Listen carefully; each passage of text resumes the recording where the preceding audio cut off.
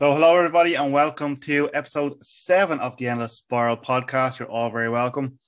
On this episode, I am joined by former Manchester United, Wigan, and of course, Northern Ireland footballer Pat McGibbon.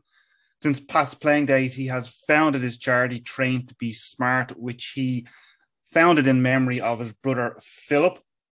Train to Be Smart's aim is to promote positive mental health and well-being through sport. And in 2018, Pat received the prestigious Points of Light Award for his work in increasing mental health in youngsters, which is absolutely amazing. Really, really is. So, Pat, thanks very much for taking the time to have a chat with us today. You're very welcome. Thanks, Keith. Yeah, I'm looking forward to this. Good. And how are you, Pat, at the moment? How's everything with the charity and yourself? Yeah. All's good. I'm back in schools doing some resilience-based programs. I'm doing things like today, where I'm on Zoom and I'm doing podcasts and things like that. And I'm actually at a stage, Keith, where I'm back out, playing a bit, even if it's only five-a-side, just to get put the boots back on is great. Yeah. Are you playing much? Yeah, look, I mean, I do a fair bit of running, and then once a week just play the five-a-side. But we're getting back into it, and I'm sure it'll up from once a week to maybe 2 or 3 times a week. Yeah. We all still think we can play. Yeah, well, look, I suppose anything helps at the moment with the pandemic and all. I suppose anything that's kind of a little sense of normality kind of helps, doesn't it? That's right, yeah. And I mean, the thing about it is, even that the likes of the five-a-side, it's the whole social aspect as much as being active as well. So you've got, I talk about the 5 steps to well-being, and being connected with, that from a social point of view is just as important. And that's been difficult during these times, Keith, as well. Yeah, definitely has. Well, I was thinking maybe we could start with, maybe we just take a little trip back in time to your playing career, because for me personally, I was obviously a Manchester United fan, but obviously you've played for Wigan and of course you've represented your country as well. Is there anything that kind of stands out for you in your career wise? Is there anything particular that you kind of, that maybe stands out for you? Especially, because I speak about the areas, of mental health and see, I've had the experience, obviously, of the tragedy of Philip, but also the stability that Manchester United gave me for 5 years. I was there 5 years at Manchester United, and it was the same with Wigan Athletic. So at a time when I needed stability, that those 2 clubs were there. So yes, there are certain moments, and we've talked about it before, and my debut at Manchester United, which was supposed to be the highlight of my career, ended up not panning out the way that I would have liked it to. But then I had moments where scoring the goal that got Wigan promoted, and then winning the league with them, winning the auto windscreen, playing at Wembley twice. There's playing international football at the top level, and when I look at it, I think just actually making it into that area and arena of professional football, Keith, it's such a difficult, I suppose it's such a difficult profession to get into, and I think 0.1% of those that start out playing it actually make it into the professional game. So that tells you, how difficult it is. So that achievement alone, to actually last the guts of 11 years in England with two great clubs. I mean, that's probably the achievement. Yeah. I was reading an interview that you did online. I was actually reading it earlier on because I read it before and I missed this quote, but you told a little story in the interview about Alex Ferguson when he used to be training at the Cliff when you were walking up the steps and you called him by his name. Yes. And again, that's, I suppose, it was different in school. I was coming straight out of school, but in a workplace, I didn't know what way it was supposed to go. And yes, there are some managers that maybe, want to be spoken by the first name. There's others, but the gaffer was always the gaffer to the senior pros. But I first came in not knowing that. And I always remember just passing him midway through the steps and asked me how I was as he was walking down to set, parents and a young lad. And I just says, yeah, okay, Alex, and as if I was best friends. And he said to me, are you, did you go to school with me? And I was like, what's he asking that for? I says, no. And he says, did you go to school with me? I said, no. He says, well, then call me Gaffer, call me boss. Don't call me my name. Which, again, I totally get that. And during that time, he was, that's what we seen him as. And that's why he went on to be the best. There was that level of respect. It wasn't about being domineering. It was just a level of respect. Yeah. But he has a very human side as well, doesn't he? I know, because even himself and Roy Keane have been kind of great supporters of your charity, haven't they?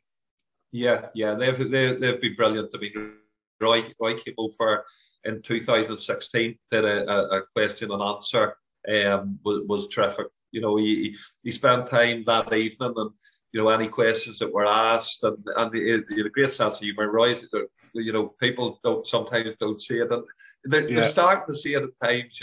Certainly on Sky now, but yeah. Nothing. He couldn't do enough, and even the following day, he came to see the kids that were involved with Train to Be Smart, and signed as many autographs as were needed. Same with the Gaffer. He came over in 2017 and played. We played games against other teams, and he went to watch those games and followed it up with a mental health awareness event. So when you get two people with the caliber, that Roy Keane and the Gaffer have, then no, it was great. It was great profile for the charity. Yeah, and did you have to call him Gaffer? Yeah, I still call him Gaffer. And you know what? I'd send the Christmas card over, and when I sent the Christmas card over, I put it to the Gaffer. Did you? So, yeah, I make sure after making the mistake the first time, Keith, you never make it again. Yeah. I was watching an interview that Gary Neville did with Sir Alex, actually only, I think, a couple of days ago, the new documentary that's coming out, and he still calls him boss. And even Beckham, like, they all do. Everyone still calls him boss. Yeah, of course. So that's the level, I suppose, of respect. And I know that, maybe times have changed, and it's not for everybody, but during that stage, there was it was just about a level of respect, and obviously with the success that he had throughout the time, he earned that respect as well. Yeah. And maybe if we move on to your charity, you set your charity up obviously in memory of your brother Philip. And you're as I mentioned in the intro, like, you won an award in 2018 for kind of the Points of Light award. How's your charity going now? I mean, it's doing some great work. I mean, from like everything I see online, and obviously you did a blog for us, or a video blog for us on the website on you a while ago, just kind of giving people an insight of kind of the inside of the building and stuff like that. But do you want to just maybe fill people in on kind of what exactly the charity is? Yeah, I mean, look, it definitely is a project, and we started off 2013 with about 26 kids from sort of 10, 11 years of age, and we went up very quickly to 200, almost 200 kids within 13, 14 teams, boys and girls. Now, a lot of what we do over the last number of years has been sort of outreach work, and trying to help build character skills more than anything. We're in a position at the minute where we've a leased facility, Keith, and we're working towards our own outdoor facility as well, because what I found was the idea of the charity was to help teach the kids about things like empathy and communication skills and leadership, which then could be brought into other areas of life, whether that's within a career in sport, whether that's a career in drama, arts, whatever, and also within their social life, their family life. But what we found was, as they moved on, and I suppose we have now got a group at under, well, it would be at under 18 almost, the age group. They ended up going to other clubs, sometimes to Irish League clubs, sometimes to just local clubs, and within the Mid Ulster League. But a lot of them lost their identity, whenever they left.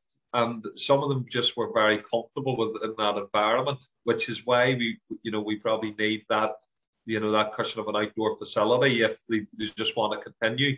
Because I have to say, I thought that it was all about character building, but that's fine if it was just about me, but it's not. It's about all the community. And, if they maybe want to continue, then at least we've got that pathway for them.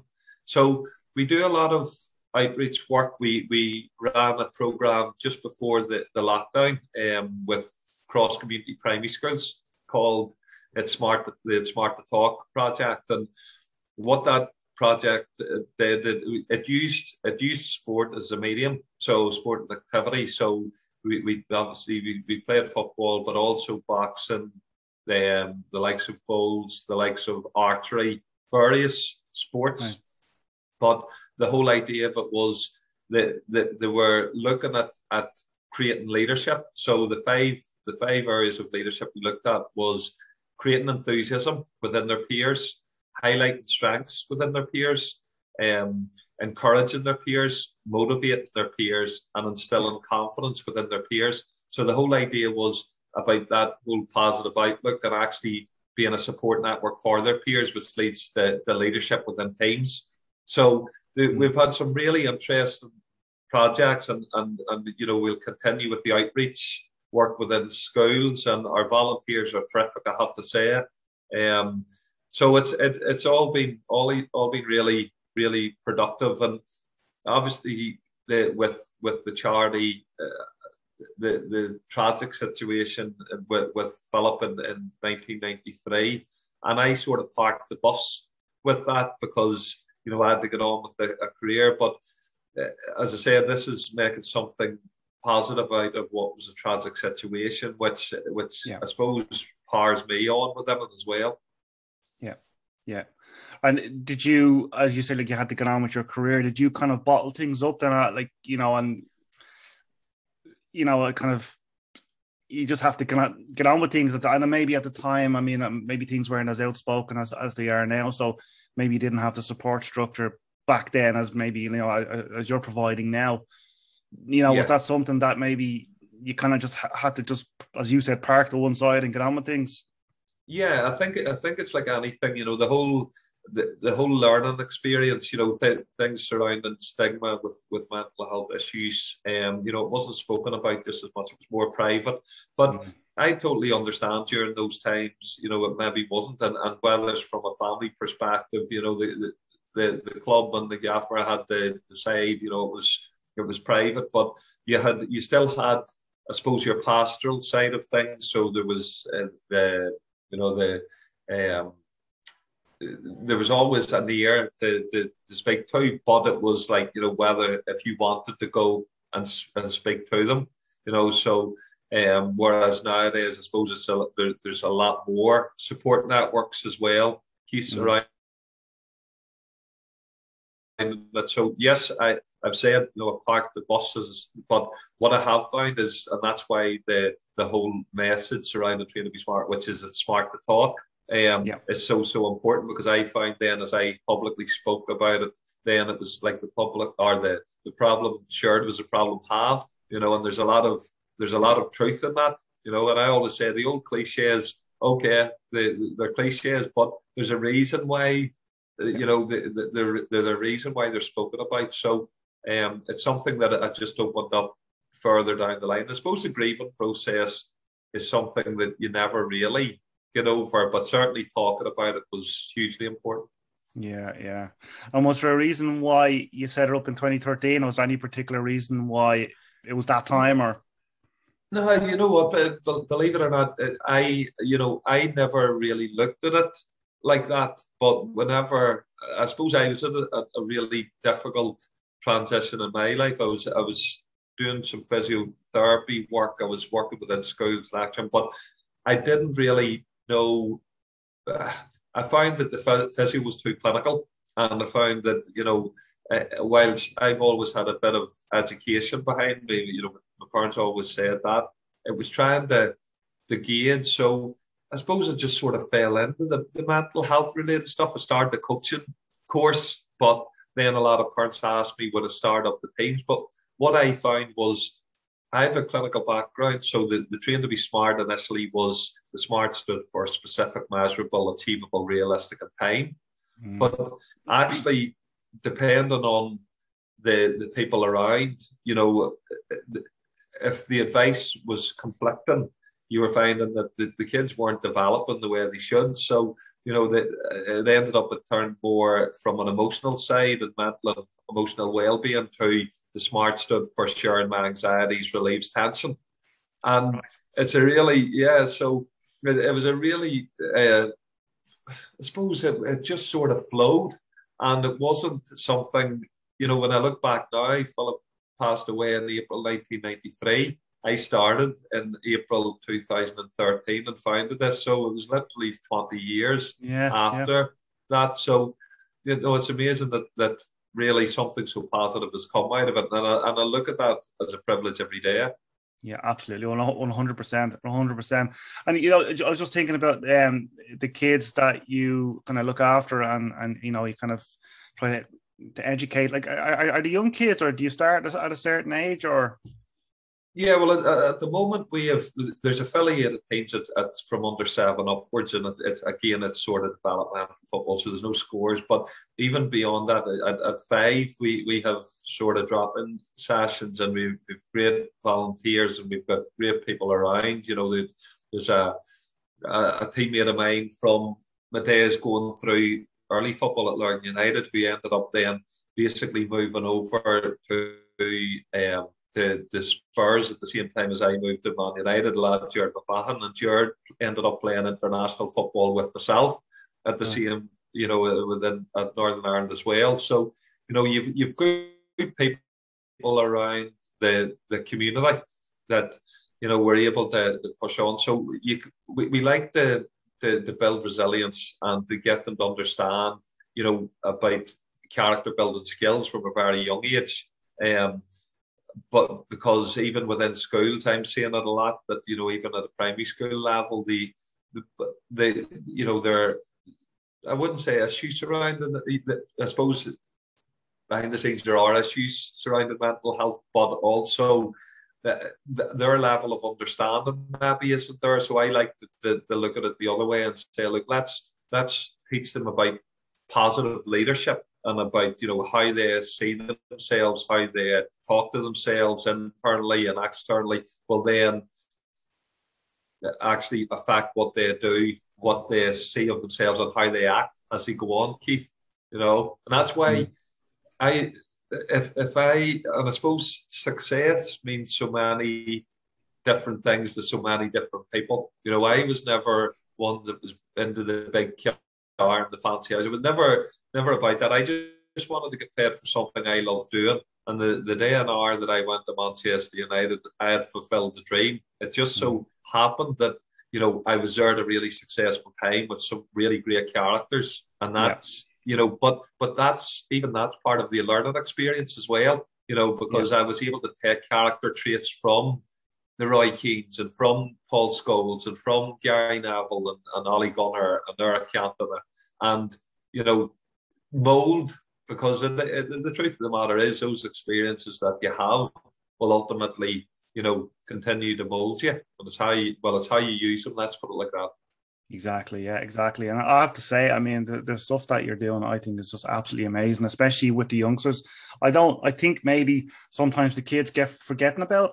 I mean, I could be wrong. That's just my opinion. I was talking to the podcast I did last week with a sports psychologist, and she was saying that she's over in India, and they're very, very kind of passionate about going into schools and educating kids. But I don't know if there's too much of that over here. I mean, down here anyway. I mean, like I said, I've got 3 small kids in school, and I've never really heard anyone talk to them about that. But again, I could be wrong. So I have to applaud you for what you're trying to do with the youngsters. Right. Yeah. Thanks. It's rewarding work. And, as I said, especially at the primary school ages, it's encouraging them to be creative and to read books and to take notice of things around them. Use all the senses and obviously encourage being active, and being part of a group.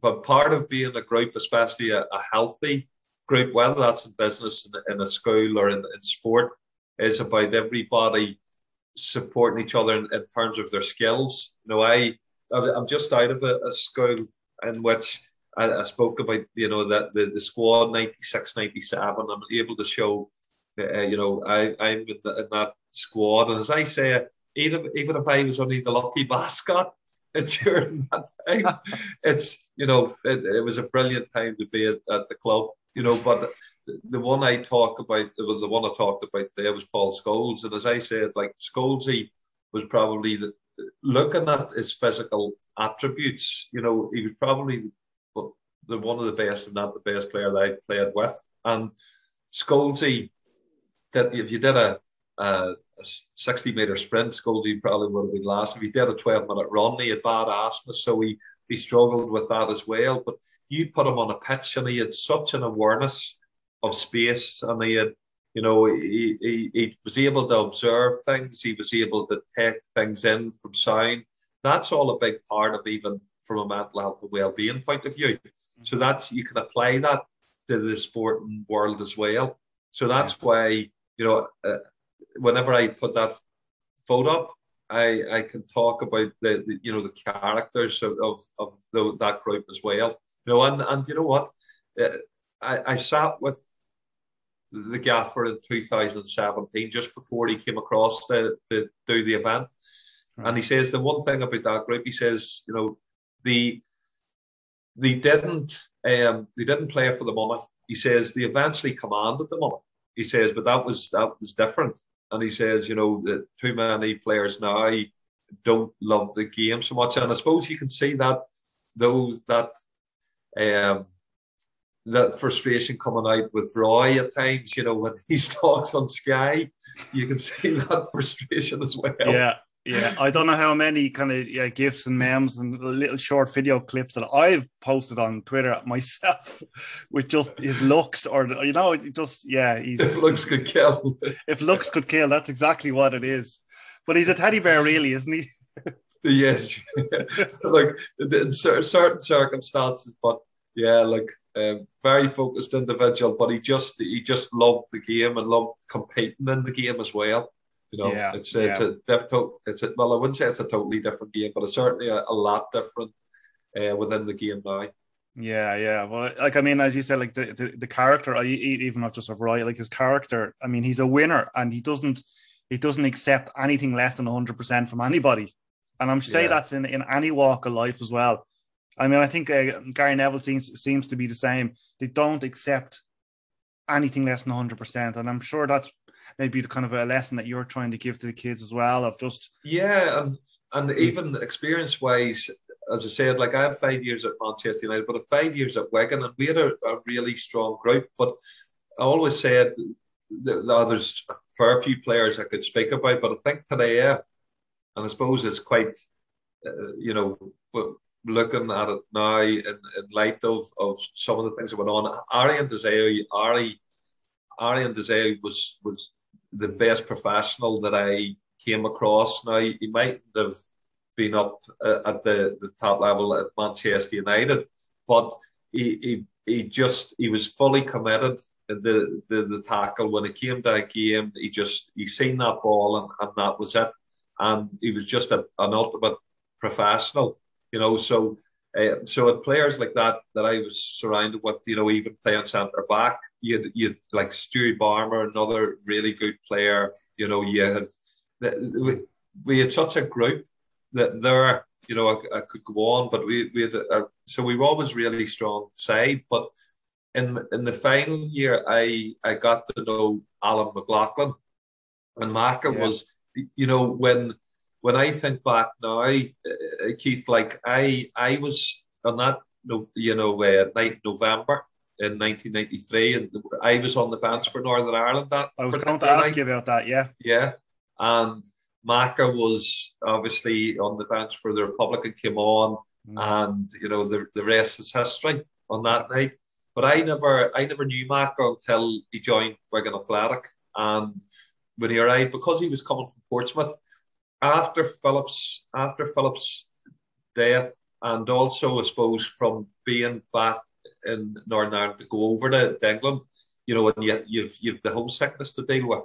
Whenever any players were coming, especially from a distance, and having to stay in a hotel or whatever, I'd have tried to make the most of to help settle them a wee bit, So uh, when Macca came up from Portsmouth, he came up to the house, and Bernadette, my wife, had made him, made him a wee bit of tea or a cup of tea or whatever. And so I got to know Alan McLaughlin, and he had the same sort of character. I think all of the, I suppose the Twitter feeds and all the words that have been written about him.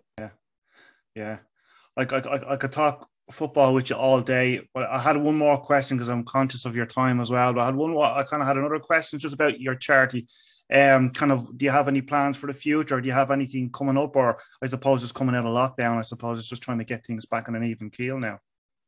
Yeah, I think it's just as it opens up, just to get it on an even keel. As I say, we've released the facility, and we want to keep doing the outreach work and just build resilience both in the children and young people as they make that transition into the secondary school, Keith, as well. But ultimately, we have a facility where we've partnered with Tullygally Primary School, and it's a gravel pitch at the minute.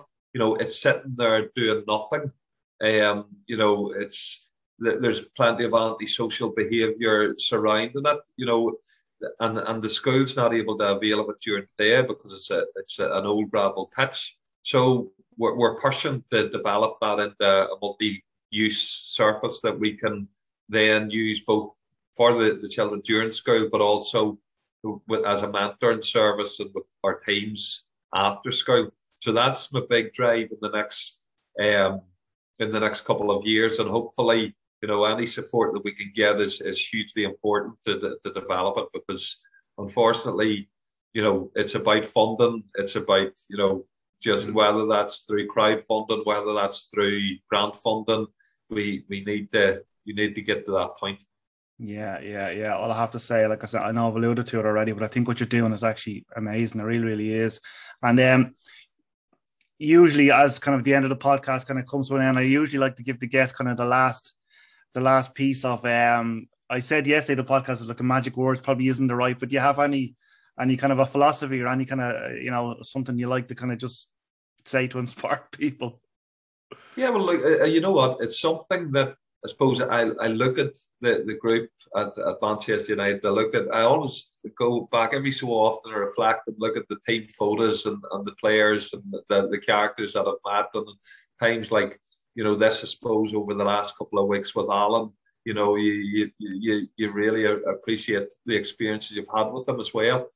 But I go into the schools and do resilience a lot, and I tell them that in the classroom, don't judge a fish by its ability to climb a tree. And that's a saying that obviously has been out there before. But, the kids will look at me and I'll say, whether it's academic studies, whether it's drama, whether it's sport, whatever it is, become aware of what your passion is and then focus on it. Because that's what we tend to do. Whenever